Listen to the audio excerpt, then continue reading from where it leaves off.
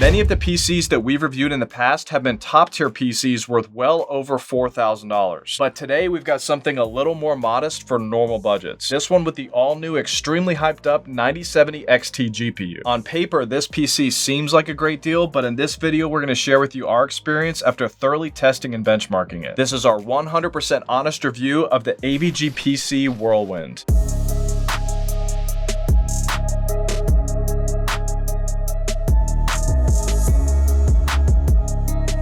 In this video, I'm going to quickly take you through the unboxing and what's included, gaming and creator benchmarks, design and build quality, the internals, thermals, fan noise, overall ease of use, pricing breakdowns and comparing its price to performance ratios against the competition, and my overall top likes and dislikes. If you decide against this PC after sharing what I found, just keep watching because I'm also going to be sharing with you some alternative PCs that I recommend for every budget. I'll include links down below for all the products that I mentioned, as well as tag directly on this video or using a QR code if you're watching on a TV. I guarantee that by the end of this video, you will know if this PC is right for you or not. But if you still have any questions after watching this entire video, just shoot me a comment, and if you're publicly subscribed, I guarantee a personal response. All right, now let's rewind back into the past real quick and check out what came in the box.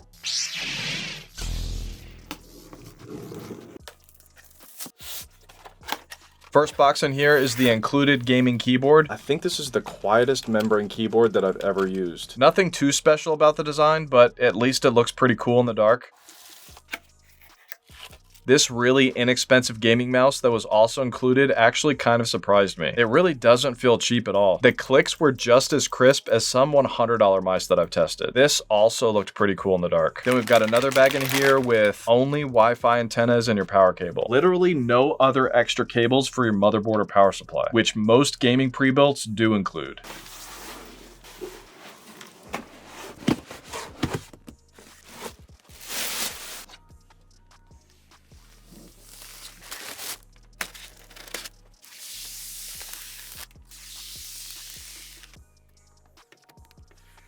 Overall, in this case, we've got 6 fans total. These 2 on the front are intakes and the other 4 are exhaust. These 3 at the top are actually part of our all-in-one liquid cooling system. And for those of you new to this is the most important part of keeping your CPU cool. Starting with this cooling block right here, this uses a liquid to transfer the heat from the CPU up through these tubes up into a 360mm radiator where the heat is spread out and then blown out the top. To the right of our CPU, we've got our T-Force Delta RGB DDR5 RAM at 6000 megahertz. We've got 2 16GB sticks in here for a total of 32, which is actually way more than you need for any game. Most don't even use more than 16. And below the CPU is our SSD, which is our main drive that our operating system is installed on. This one they included in here is a Kingston NV3 with, unfortunately, only 1 terabyte of storage. Most give you at least 2. We tested this one at a little over 6,000 megabytes per second read and about 5,300 write. Not the fastest that's available right now, but it's still pretty decently fast. The most important part of this PC, though, and the most costly, this graphics card. The one that came in this PC is an AMD Radeon ASRock Steel Legend 9070 XT GPU. In a land of really boring and boxy GPUs, this extra level of design was actually a breath of fresh air to me. Most of the GPUs, even in top tier pre-builts, don't have RGB fans underneath the GPU, and I definitely think it adds a nice touch. Now, underneath the GPU, on this ASRock B60MC Micro ATX motherboard, we've got only 1 more PCIe slot for expansion cards. Technically there is more, but there's only one that you can actually access since the GPU is blocking the others. And then we've also got only 1 more available SSD slot for more high-speed storage. Most of the pre-builts that I've reviewed have had at least 2. And then swinging around to the back and removing the back panel, we've got 2 more bays for 2.5-inch SATA SSDs, and then down in the bottom left, just 1 single slot for 1 extra 3.5-inch mechanical hard drive. And then lastly in the bottom right, our non-modular 850-watt Gamdias Helios P2 850G 80+ gold power supply. Now for the ports on the bottom right, just under the main glass panel, we've got a USB-C, USB 3.0 Type A, and a headphone microphone combo jack. And then next to that is a pretty cool digital real-time stats display. This button right here lets you choose between your CPU, GPU, or ambient temperatures to display. And then right next to that, just a quick restart button, and at the top, your main power button. On the back, we've got an HDMI port, BIOS flash button, 8 USB ports, a 2.5G Ethernet port, connectors for your Wi-Fi antennas, and then for your audio ports, a microphone microphone, line out, and line in. And then lastly, on the back of your 9070 XT GPU, 1 HDMI and 3 display ports. Now getting into the software, one of the apps that you have to have running is Zeus Cast, which is what controls your real-time stats display on the outside of your PC. There's really not too many options in here that you can't already control with that button on the outside of the case though. But if you don't have that app running, your CPU and GPU temperatures are just going to show up as dashes. The app does let you switch between Celsius or Fahrenheit though, and also specify if you want your GPU temperature to reflect the discrete or integrated GPU. Another application that you might find a little helpful, but maybe also a little frustrating, is the ASRock Polychrome Sync app. One thing that I did not like about this app is that you cannot control the speed of the RGB animations unless you unsync the GPU and RAM with the rest of the RGB components. AMD's Adrenalin Edition application is another program that you'll get pre-installed on this PC. Under the gaming tab, you can select your default graphics settings profile depending on if you prefer better quality or better performance. HyperX gives you some visual tricks to give the appearance of higher quality without affecting the performance as much. And then under the performance tab, we've got a bunch of your typical real-time stats for your GPU and CPU. And then under tuning, you can choose how much you want to overclock your GPU. We chose not to because none of the past PCs that we'll be comparing this PC to had any overclocking. If you want to adjust the fan profiles on this PC, you're going to have to do that in the BIOS. Thankfully, there was a bunch that you'll be able to customize in here and fine-tune if you want to. It was a little weird that some of the fan profiles were set to silent by default. I bumped it up to performance though in order to make it even with the other PCs that I test. Now when it came to the fan noise, these were my results after testing each of the main fan profiles. In quiet mode, it was only about 40.6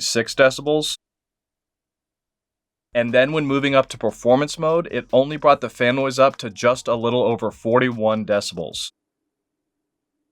And out of every PC that I've ever tested, this was actually the absolute quietest PC that I've ever experienced. Now for the thermals of this PC, you can see in our thermal imaging time-lapse from computer off to full-on gaming that just like most gaming PCs, heat does start to build up on the glass right next to the GPU. Opening up the glass panel reveals in detail what's happening as the side of this 9070 XT GPU does generate quite a bit of heat. But like most other pre-builts that I've tested, heat does successfully escape out the back and top exhaust fans though. The majority of my thermal testing was spent in actual gameplay. These were our CPU temps for several different games at 1080p. Compared to the other recent and also more powerful next-gen pre-builts, it was about average. And then averaging all 1080p gaming temperatures data and comparing this PC with many of the other pre-builts that I've reviewed, you can see that overall it stayed very cool compared to the rest. Then moving up to our average 4K gaming temperature tests, I organized this chart by the GPU because high-resolution gaming puts a lot more pressure on the GPU and eases up on the CPU. And this shows the 9070 XT GPU to also maintain fairly cool temperatures well outside of throttling limits. Now for the performance and gaming benchmarks. And up next, the most important part of this review, the price to performance ratios. You may be a little disappointed by these first few benchmarks for creatives, but trust me, just wait until we get to the gaming section. For Cinebench R23, which simulates its 3D rendering power, we got a multi-core score of 15,518 and a single core score of 2,220. And putting it up next to all the others, you can see that as expected, this lower core count CPU is not the best choice at all if you do a lot of 3D rendering tasks. If you're a creator looking for the best overall multi-core rendering power, the 285K and that Corsair Vengeance i8-300 is definitely going to give you the most power for that. Our Adobe Premiere benchmark did not do too well with this PC either, so I also would not get it for mainly editing or motion graphics work. And as you can imagine, that Corsair Vengeance i8-300 that we just reviewed is again at the top for editing as well. Now for 3D Mark, which is a great benchmark used to determine a computer's overall gameability, we got these overall graphic and CPU scores. Honestly, a bit disappointing with the CPU score, but the overall score wasn't too bad compared to the other similar spec pre-builts. It got a similar score to what other pre-builts with 4070 Ti's had. Actual gaming benchmarks and FPS are probably what you guys care the most about though. And these were our average FPS results that we got for several games at their highest preset settings at 1080p. Overall, this is pretty impressive, especially considering the price point of this PC. And then putting the overall average gaming FPS up next to the other recent pre-built PCs, you can see how great it really did. Yes, it is technically barely at the bottom of the chart, but it's also less than half the price of what that Corsair Vengeance PC above it is. And then taking the averages and putting them up next to many of the other gaming PCs from last gen, this gives us an even better overall perspective on how this PC stacks up against the competition. And this showed it to have very similar performance to pre-builts with 14th Gen i9s and 4080 GPUs at this resolution. That's impressive. We also got similar results at 1440p as well, standing very close to top-tier PCs with much higher prices. Even at 4K, the 9070 XT GPU in this PC performed really well, showing very similar performance to the 4080 NVIDIA GPUs from last gen and actually not too far behind the 5080 GPUs from this gen overall. Only about 15% lower performance than those PCs, but nearly half the price. These Call of Duty Black Ops 6 numbers were from its automatic in-game benchmark, but I also played this game for a while, and you can see here how incredible that game looks with the highest graphic presets at 4K. And even with these settings, it still had a satisfying average FPS and 1% FPS lows. Which brings me to my favorite part, the price to performance ratios. By the way, if you want to check out my actual raw gameplay benchmarking video at 60 FPS with all the live stats for all these games, then check out my benchmarking video for this computer in the link down below, or up here in the corner, or using a QR code if you're watching on a TV. Now, as far as factoring in the price to performance of this PC, right now at the time of this recording, this PC is only $1,800, which is kind of insane. But right now, it's also actually on back order due to high demand. But it's claiming to be available again on April 4th. So you guys ready for this? Because of this PC, we now have a new chart topper for the best overall price to performance ratio that we've ever seen in a pre-built gaming PC at 1080p. Even more so when factoring the dollar per FPS ratio at 1440p and 4K. The others after that were not even close. This is partly due to Nvidia's insane prices right now, but even if they were where they should be, this PC would still be at the top. Now, if you're at an entirely different price point, these are my recommendations for every budget. I'll include links down below for all the products that I mentioned, as well as tag directly on this video or using a QR code if you're watching on a TV. If you've got quite a bit more to spend and your budget is around $4,000, then one of the best deals right now for a top tier pre-built gaming PC is this Alienware Aurora R16 with an i9 and 4090. As you may have seen in the price to performance chart, it had one of the best price to performance ratios at 4K for a top tier pre-built. It's actually one of the only brands to still have 4090 GPUs. In this current market of massively overinflated prices, that PC is not that bad of a deal in comparison. Just keep in mind you're locked to a proprietary motherboard and proprietary power supply with that PC. You can never upgrade or replace those with anything but Dell branded ones. Closer to $3,000 and I would get this Skytech King 95 with a 9800X 3D and 5080 GPU. This is one of my favorite gaming PCs that I reviewed last year, and this version is quite a bit more powerful than that specific configuration that I tested. This next one isn't as flashy and will run a little hotter with its smaller chassis, but right now this version of the Skytech Chronos has the same exact CPU and GPU of that King 95 that I just showed you, but this one only $2,700. This one's a flash deal though, so I'm not really sure how much longer it's going to be available. If you need to be around $2,000, then I really think your best bet is this one that I reviewed today for $1,800. But if this one's still out of stock or you just don't like it, then the Skytech Omega with a 7800X 3D and also with a 9070 XT GPU is a really good option. That one's going to perform pretty similar to this one that I reviewed today. It's just going to be a little bit more expensive. And if that's still too much, then this Thermaltake LCGS View i460T with a 14th Gen i7 and 4060 Ti